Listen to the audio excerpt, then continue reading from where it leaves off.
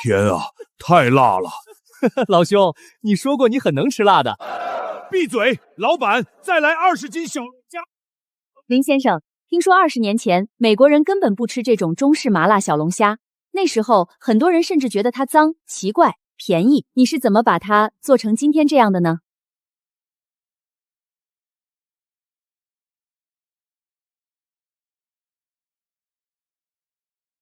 林小姐，老板，这周工资。老板，不对。老板，不对，不对，我这周干了6天，每天从上午10点干到凌晨2点，说好1小时5美元，这里只有70。哼，你打碎盘子扣，你洗碗慢扣，你吃店里剩饭扣，你住我安排的地下室房租扣，你刚来美国什么都不懂，我教你规矩，这也要扣。老板，地下室漏水，暖气也没有，昨晚水滴了1夜，我被子都湿了。嫌差，嫌差，你回中国啊！新来的就是不懂规矩，在美国还挑，有地方住就不错了。洗碗的还想住酒店啊？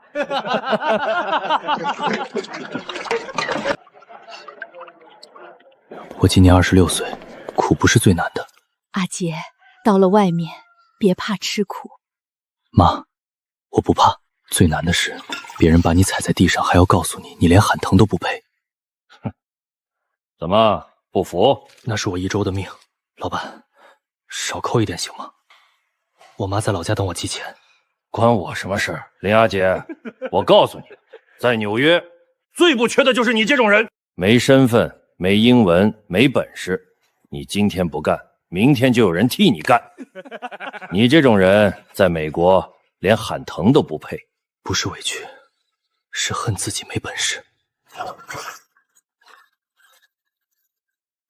这就对了，穷人嘛，低头有饭吃。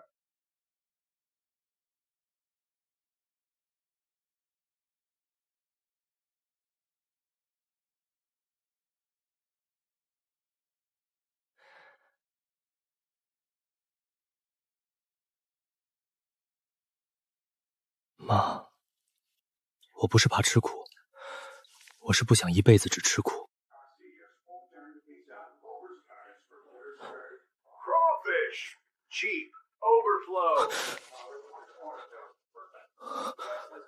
小龙虾，那是小龙虾，那是小龙虾。在老家夏天的夜市里，一盆麻辣小龙虾能吃到半夜，蒜香的、13香的、麻辣的、油焖的。可在这里，它被人嫌弃被低价处理。唐人街喝酒的华人，法拉比夜市的年轻人，还有后厨每天扔掉的葱姜蒜、辣椒边角料。你这种人在美国连喊疼都不配。你们不要，我要。你们嫌它便宜，我偏要靠它翻身。总有一天，我要让整条唐人街都知道，洗碗工也能把没人看得起的东西做成所有人抢着吃的生意。水还在滴，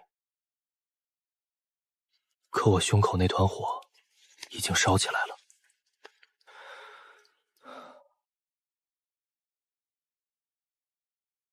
第2天，我照常去了金满楼。我没有辞职，也没有顶嘴，因为我知道，现在还不是掀桌子的时候。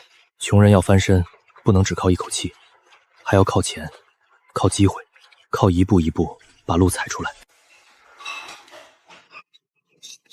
哎呀，手滑！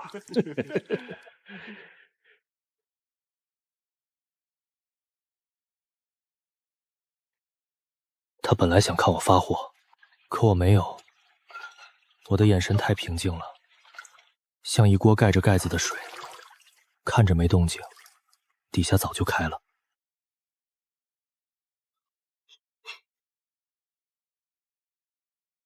这些东西平时都要扔，可在我眼里，这是本钱。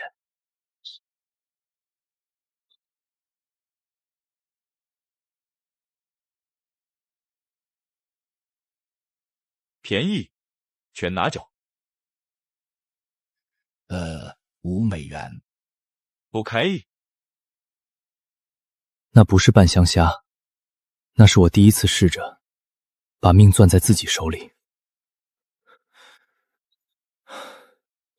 刷腹、减虚、去泥线，1遍、2遍、3遍。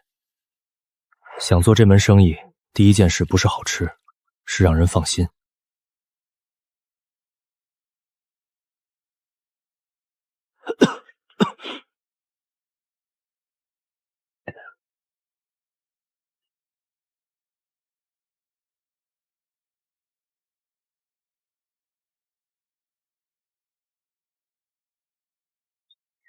谁呀？大半夜吵什么？什么味儿？还挺香。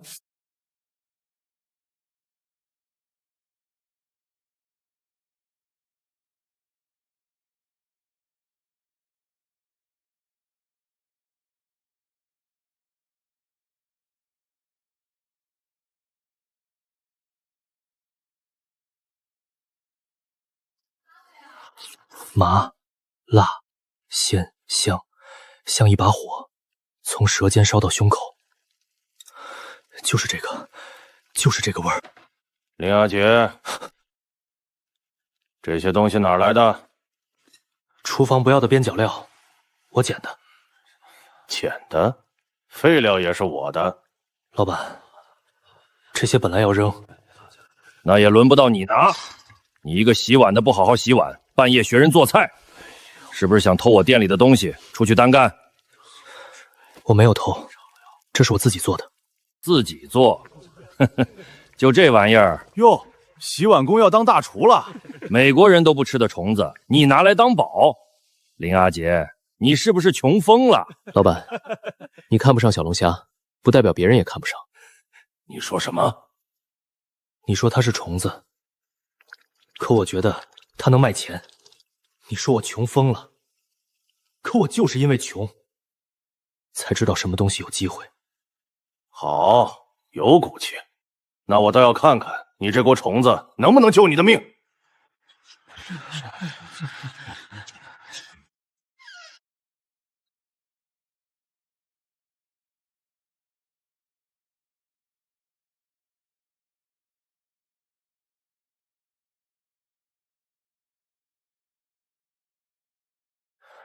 这一锅可能就是我1天甚至几天的命。洗碗12小时，1周被扣到只剩70。可这一锅小龙虾，如果卖出去，可能就是我的路。明天去法拉盛，法拉僧的夜比唐人街亮。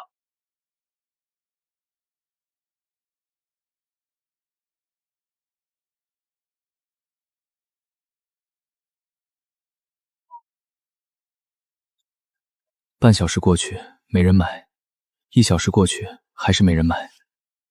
小龙虾这东西在美国也能吃？算了吧，不知道干不干净。这么一小盒5块，抢钱啊！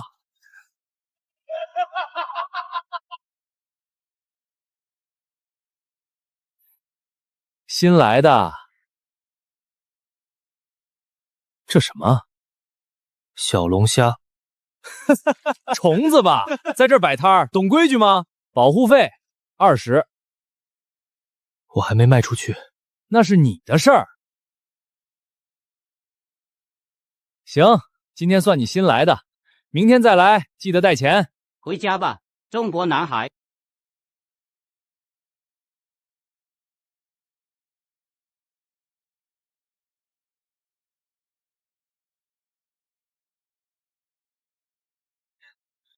哎，这味儿有点像国内夜市。麻辣小龙虾，尝一口，不好吃不要钱。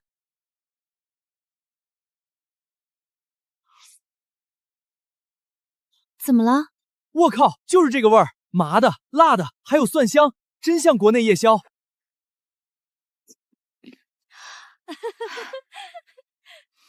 老板，来一盒。这是第1单，不是老板发的工资，不是被扣剩的零钱，是我靠自己做出来的味道赚到的钱。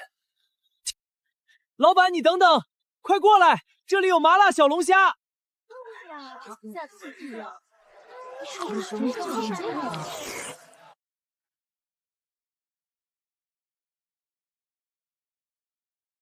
老板，来2盒。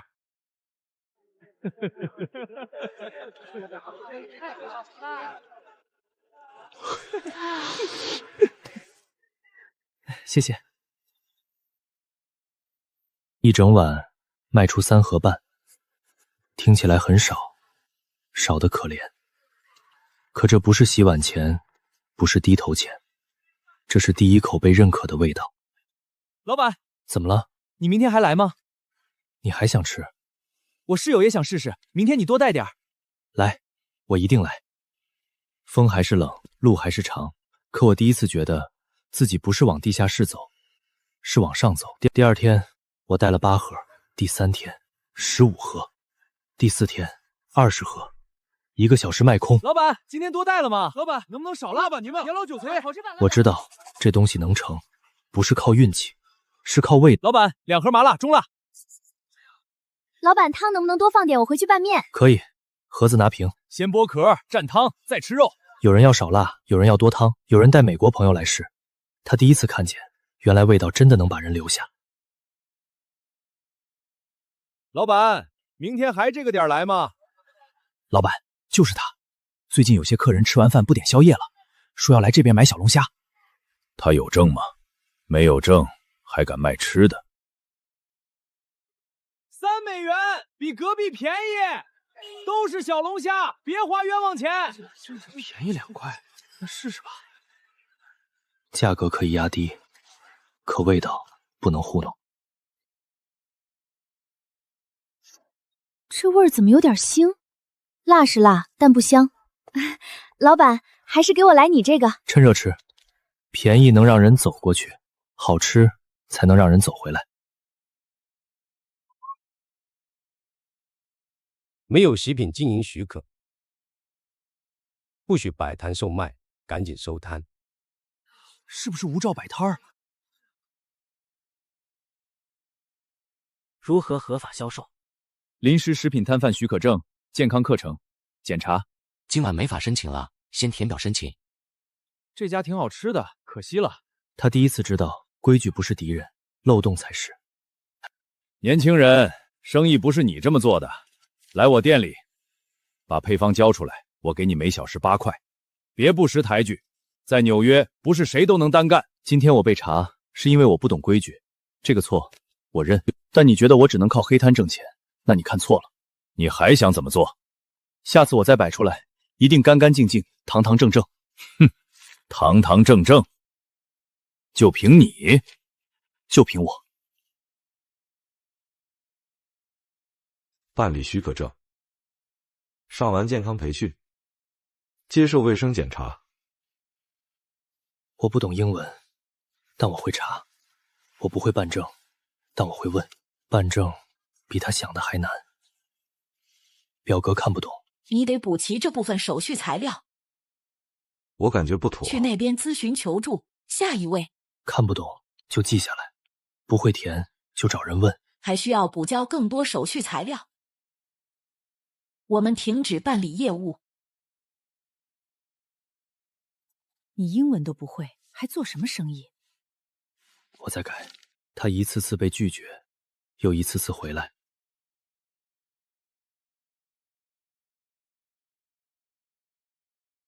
你要办什么？卖吃的许可证。卖什么？小龙虾，我试过，有人买。你缺东西很多，食品安全课证明、摊位申请、卫生流程说明、食材来源。缺什么？我补。还有，你这个英文填错了。我可以改。你知道这些办下来不一定马上能赚钱吗？知道。那为什么还办？因为我不想再被人一句话赶走。我帮你看。别人学1遍，他学3遍；别人做题半小时，他做到凌晨3点。批下来了。谢谢苏姐。这一次他不是偷偷摆出来，他是把规矩摆在最前面，干干净净，堂堂正正。小龙虾火了，先是在华人圈，老板2盒中了，后来是这留学生快点点，晚了又排长队。再后来，有美国年轻人也专门坐地铁来找他。他们说的不标准，可吃得很开心。可这条路刚烧起来，新的难题也跟着来了。林阿杰每天白天洗碗，晚上摆摊，凌晨回去熬料，睡3、4个小时，再去上班。人瘦了一圈，手上的裂口一直没好，可他精神越来越足，因为他的钱开始一点点攒起来了。他给母亲寄回去200美元。妈，钱我寄回去了。阿杰，你是不是很累？不累，妈，我在这边找到路了。可就在生意最好的时候，货源出问题了。原本1箱10几美元，后来20、30，再后来直接翻到50。忘记吗？现在大家都要，你不要。林阿杰把账算了一遍又一遍，如果涨价，老顾客会流失；如果不断货，他会亏；如果断货，他刚起来的摊位就会被人忘掉。那天晚上，他只买到半箱货，不到9点就卖光了。老板，没了。我朋友从新泽时过来的，明天还有吗？对不起。可他心里没底，因为货不在他手上，命也不在他手上。怎么没货了？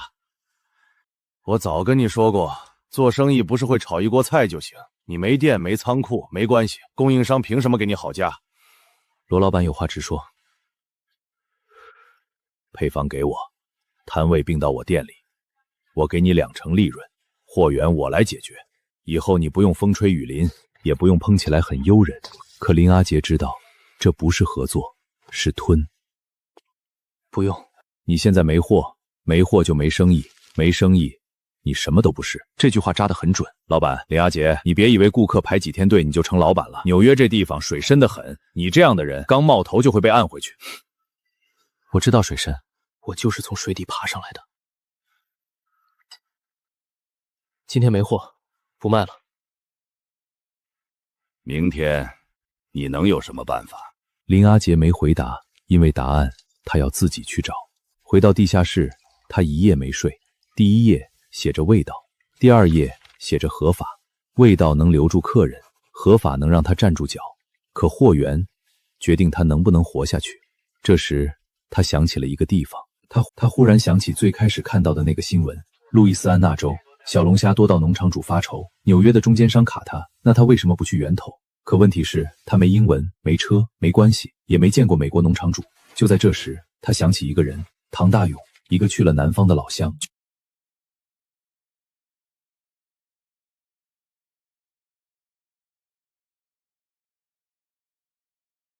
喂，大勇，我是阿杰。林阿杰，你怎么这个点打电话？你在路易斯安那，是不是能接触小龙虾农场？能啊，这边多得很。有些农场主还愁卖不出去。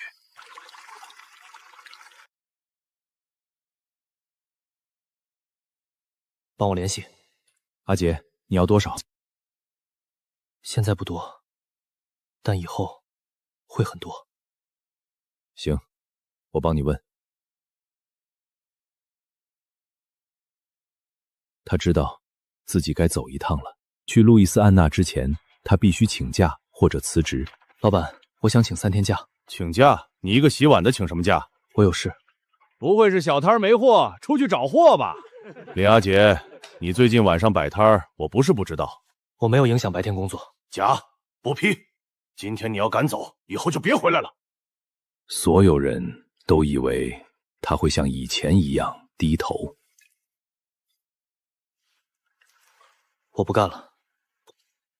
老板，现在知道说好话了。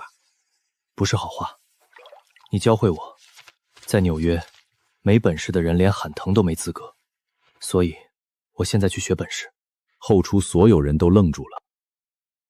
林阿杰，你会后悔的。不出去试试，我才会后悔。从这一刻开始，他没有老板了，也没有退路了。当天晚上，他坐上开往南方的大巴，车票是他咬牙买的，20多个小时，从纽约到路易斯安那。他一遍遍看自己的销售记录，他越看越清楚，这不是一时冲动，是一门可以做下去的生意。窗外的高楼渐渐少了，湿地、农场、水塘一点点出现在视线里。大巴终于到站，阿杰，你怎么瘦成这样？忙。唐大龙带他去见农场主。杰克看见林阿杰的时候，明显有些怀疑。你们在纽约卖小龙虾 ？Yes。多少钱？他没有商业计划书，只有一本旧笔记本。食材新鲜解禁，每周例行抽检，审批流程耗时漫长。他说他现在量不大，但想长期合作。他需要稳定价格，要活虾，要品质好的。杰克看不懂中文，但看得懂数字。那不是办公室里的手。他自己烹制小龙虾，自己做，自己洗，自己卖。以前还在餐馆洗碗。杰克带他去看水塘。好，这个好。他们谈了很久，价格、运输、损耗、付款。他听不懂的词就让唐大龙翻译。如果死虾比例太高，可以扣款或者补货。这个价格比纽约市场低近一半。这是他人生第一份称真正意义上的供货协议。他说他喜欢跟真正干活的人做生意。回去的路上，林阿杰一直没说话。阿杰，拿到货源之后，你准备怎么办？先把摊位坐稳，再租个小店。野心不小，不叫野心，叫活路。很多人刚来美国的时候都说要闯出来，后来都被现实磨平了。我哪里不一样？你眼里有火。我不是有火，我是身后没路。3天后，林阿杰回到纽约，第一批直沽小龙虾也到了。够新鲜。货到了，流程也不能少。那天晚上，林记重新开张。这一次，他不怕断货了，虾更大，肉更紧。老板，今天虾大了，价格还没涨。货稳了，价格就稳。排队的人从街角排到了路口。价钱不变，性价比高。老板，他好像拿到新货源了。查。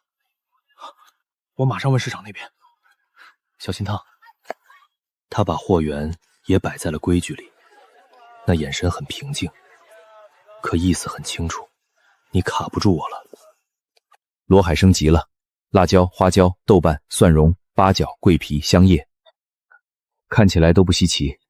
老板，差不多了。第一口很冲，第二口发腻，第三口就想喝水。照着做就是不对。试了几次之后，罗海生决定不偷学了。林阿杰，上车聊聊。有事就在这里说。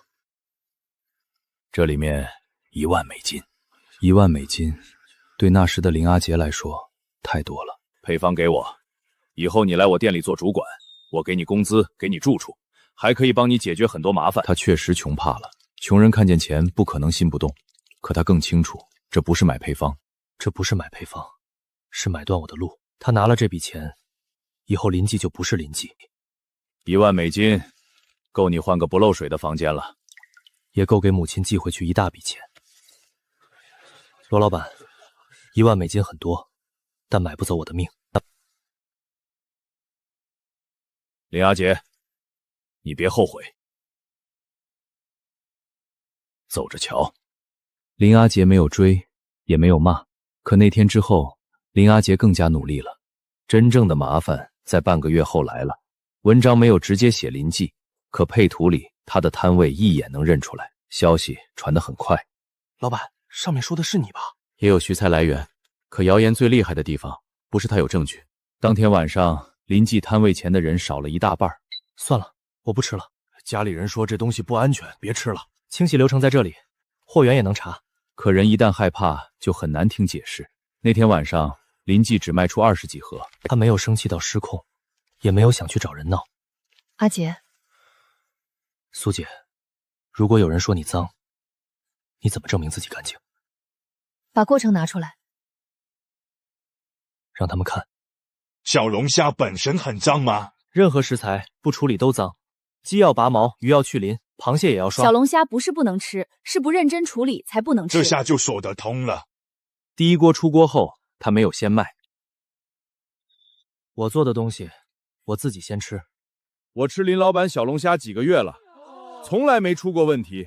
他洗虾比很多餐馆洗菜都认真。信任不是喊出来的，是一点一点做出来的。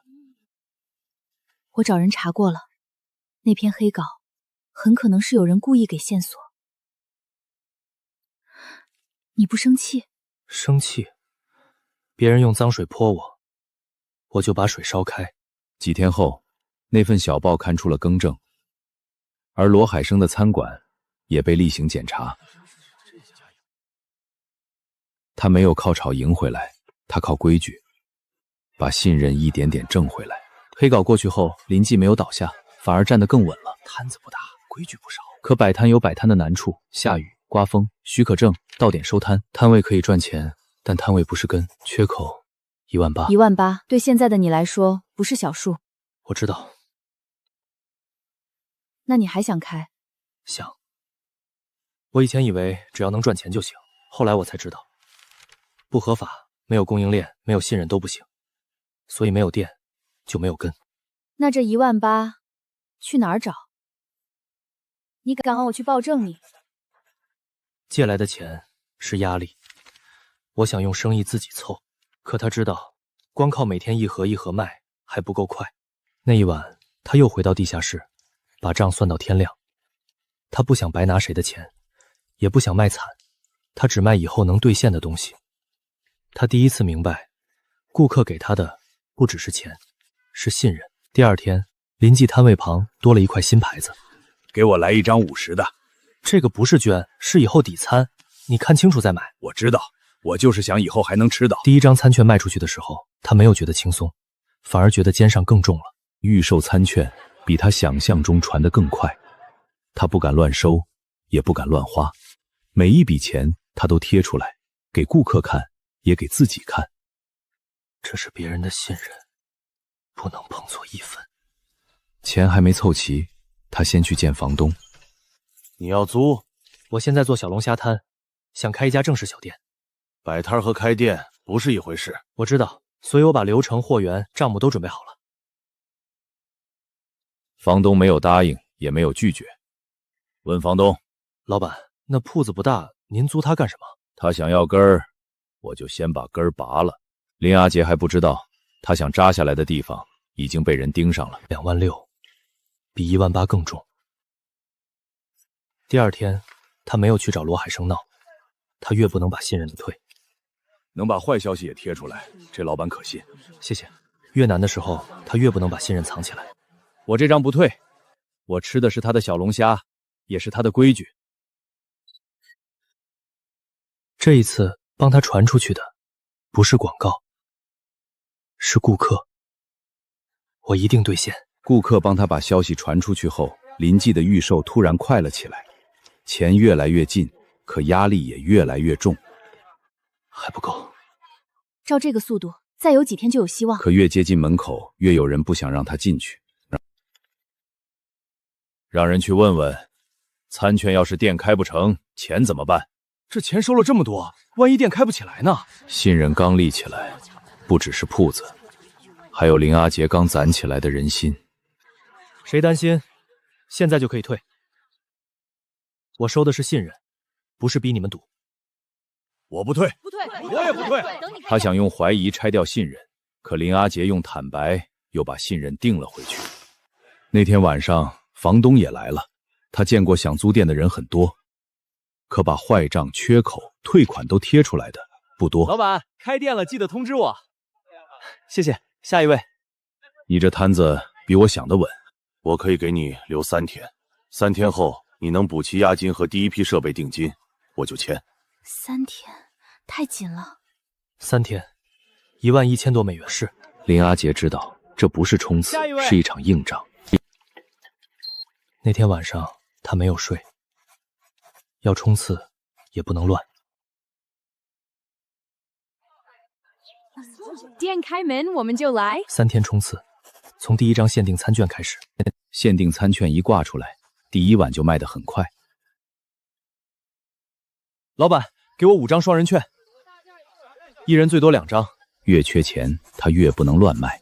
你这老板连赚钱都怕赚多了。找几个人去买。买了干什么？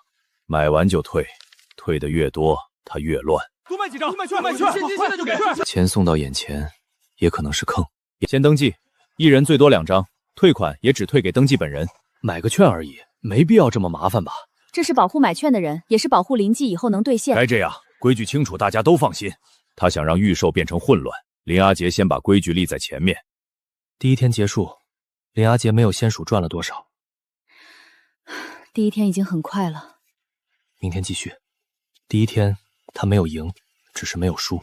第二天他备了比平时更多的货，可傍晚雨下来了。有些风雨是天给的，有些人却等着看你被雨压垮。下雨也得吃饭啊！小心路滑。第一个人来了，第二个、第三个也来了。他撑住的已经不只是一个摊位。谢谢你们。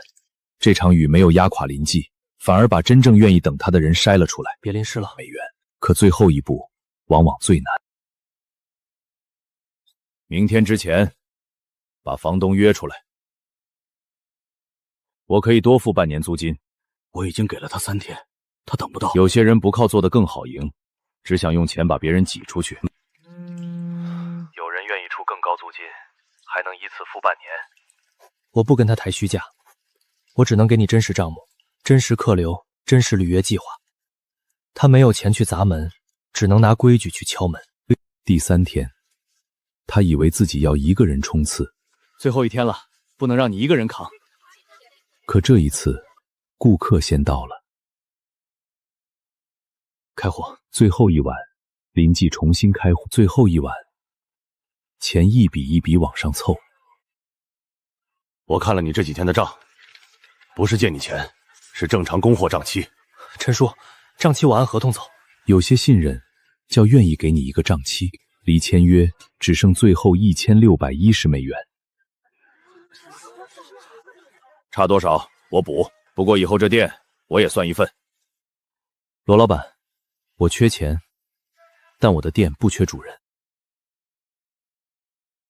这笔钱不进账。那就按规矩来，我再买2张。他不要不清不白的钱，顾客就用清清楚楚的方式支持他。你撑不了多久。最后1610美元，不是砸出来的，是一笔一笔凑出来的。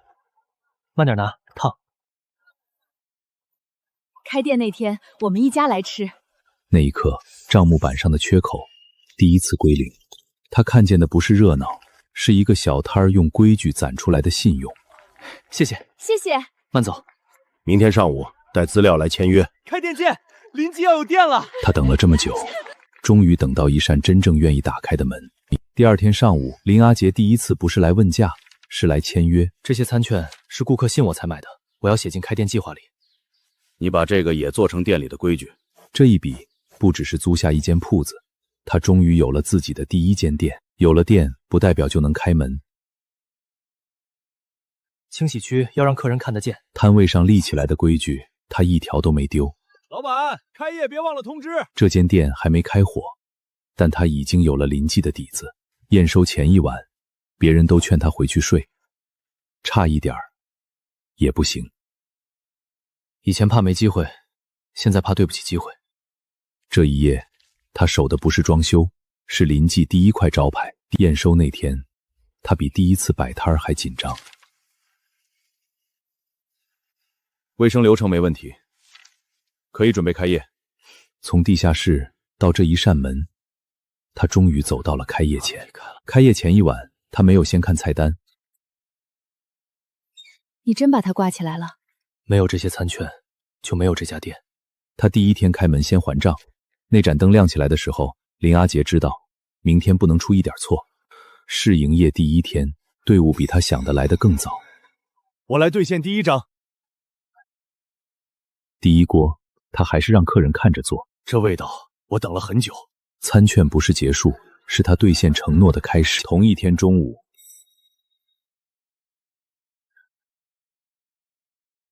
这厨房比很多大店都……罗老板，有意见可以写，我们每天公示整改。有些店怕人看，有些店就是靠让人看才站住。第1天试营业，没有满分，但没有乱。杰哥，我们真开成店了。开成只是第1天，守住才算本事。这一晚，他把承诺临记不再只是一个摊名，是真正开门营业的店。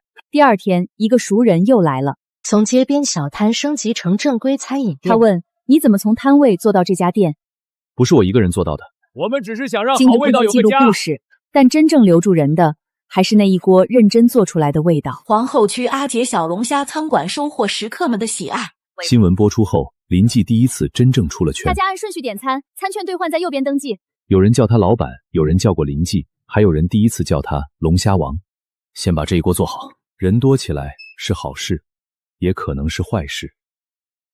杰哥，外面还有好多单，不够标准的，一只都不能下锅。今天只卖处理好的量，不加急，不偷工。他不是不想多卖，是知道一旦林记就会塌。这样吧，客人多了，店里必须有人，也必须有规矩。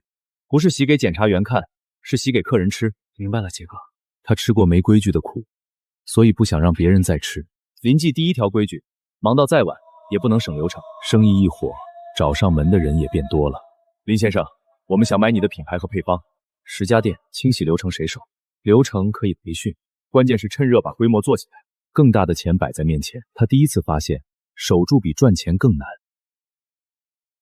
林记现在还小，不能3个月开10家。你知道这机会多难得吗？如果开出去的店守不住规矩，林记就只剩一个名字了。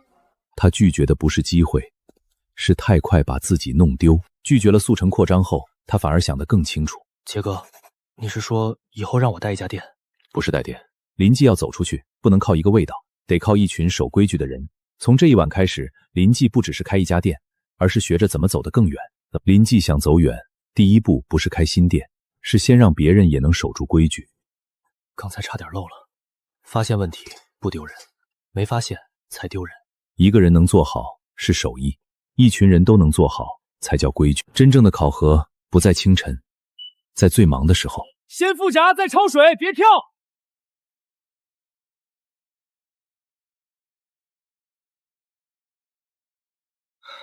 先停10单，流程不能乱。晚高峰撑过去，但林阿杰没有马上夸他。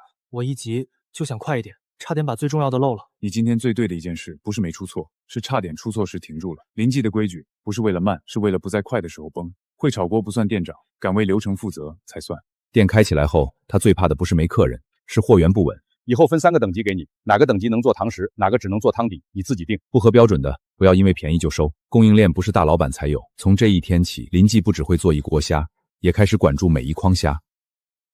阿杰，社区美食节邀请林记了。机会越大，越不能把规矩留在店里。美食节不是去卖最多，是去让更多人看见林记怎么做。林记第一次走出小店，去面对更大的街口。美食节当天，林记没有搭最花的摊，他搭的是一眼能看懂的干净。他们不是慢，是每批都要处理完才卖。小龙虾王把他的厨房带到了街头。别人给他起了王的名字，他还是先守好手里这一锅。人越多，越容易乱。杰哥，再卖下去，处理不过来了。今天只卖处理完成的批次，卖完就停。他不超卖是好事，吃这个急不得。名气能把人推举，才不会让人摔下来。评审开始时，别人端上的是菜，他端上的还有一张流程表。鲜香麻辣，干净为上。评审看见的不只是味道，还有忙起来不乱的底线。林重优选奖由阿杰小龙虾店斩获。这是他第一次在纽约街头被这么多人记住。这不是我一个人的。他一直以为自己输给了流量，可真正让他难堪的是林记把他不愿做的事一件件做出来了。老板，要不我们也把后厨流程重新做一遍？先把厨房收拾干净。他能做，我也能做。从今天开始，全都照这个改。透明厨房、公开流程、排队规则、菜单结构，一个都不能少，不能少。老板，流程能照着做，可味道……美国人懂什么味道？他们看的是阵势。今天就改，明天我要让所有人都看见。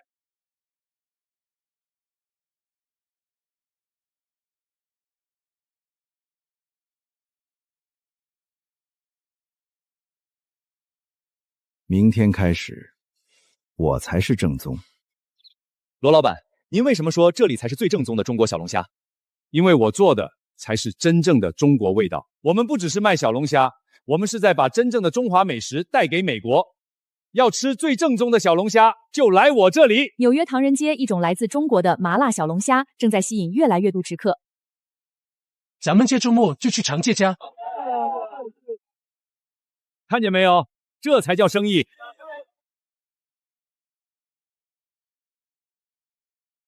太慢了，后面还有30多单。先用这箱，快！老板，这样味道会不稳啊。美国人吃的是热闹，不是细节。先出餐。它很辣，但不好吃。为什么它闻起来有鱼腥味？新闻让它看起来很神奇。老板，又有2桌要退。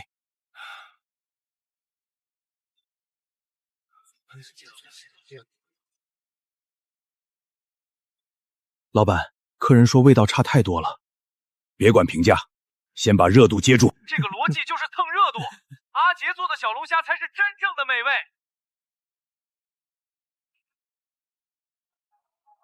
这个阿杰小龙虾才是味道很好的那家，林记才是真正来自中国的美味。杰哥，外面还在排，要不要多开一锅？我们要趁着这次热度，彻底把品质打响。今天数量有限，后面可能需要等下一批。热度会过去，口碑不能坏。罗老板，上周的钱还没结，先放货。就我这生意，能差你钱吗？这批货比昨天还差，不管品质，再这样下去，生意会更差。老板把所有钱都砸电视台了，我的工资都发不起了。要抓住这次小龙虾在全美风靡的机会，要根据当地食客的饮食习惯做一些改良，芝士压辣，分享感，切片方便。小龙虾可以不只是一盆菜。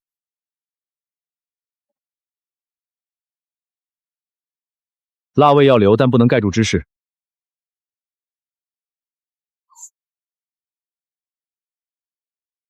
这2个先做到能复制。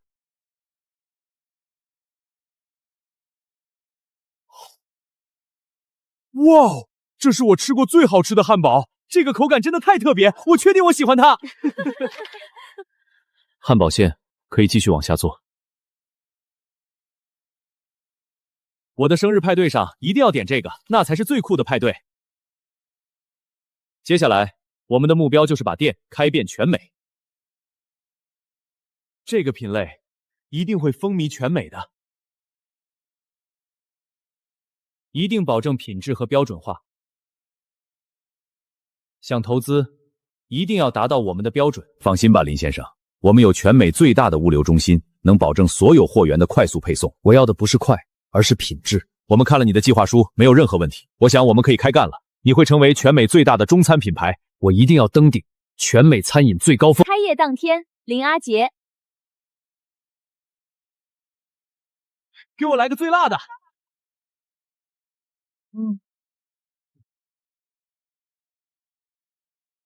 这是扩大的第一步。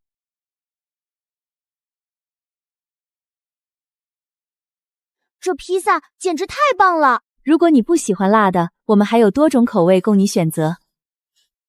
当初没人要的虫子，如今开始被认可了。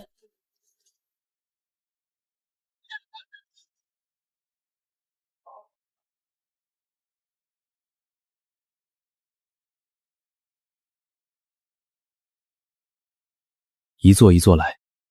林总，林记龙虾已经在全掌美超200家门店了。阿杰龙虾汉堡和小龙虾披萨也打通了南美利的全部渠道，正在以稳固的速度向南美扩张。是时候回去看看过去的自己了。帮我安排一下车，我要去金满楼。林总，我们到了。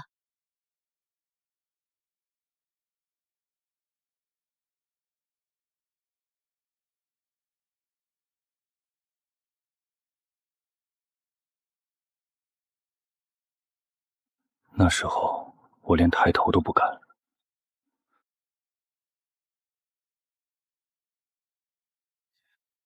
看见没有，这个林阿杰，当年就是我店里出去的。要不是我当初收留他，他哪有今天？他现在做大了，也该回来看看我这个老老板。做人不能忘本。阿杰，真是你啊！老老板可算把你盼回来了。你现在出息了，可不能忘了当年是谁给你饭吃。你今天回来是该好好谢谢我。我今天回来不是来叙旧的。不是叙旧，那就是谈合作。好说好说。金板楼这处房产，我已经买下来了。从现在开始，我是这里的房东。这怎么可能？1个月后，你搬出去。1个月？阿杰，你不能这么做！这金板楼我经营了这么多年，你让我往哪儿走？那我管不着，我给你1个月。阿杰，当年你刚来美国，是我收留你的。没有金杆楼，你当年连睡的地方都没有。你把我赶走，这么多人怎么办？他们都是同胞，金杆楼关了，他们都要流落街头。看在当年的份上，别把事情做这么绝啊！你说错了，要走的人只有你一个，愿意留下来的都可以继续留下，正式合同、正常工资、干净宿舍，一个都不会少。金满楼不会关，该走的只有你。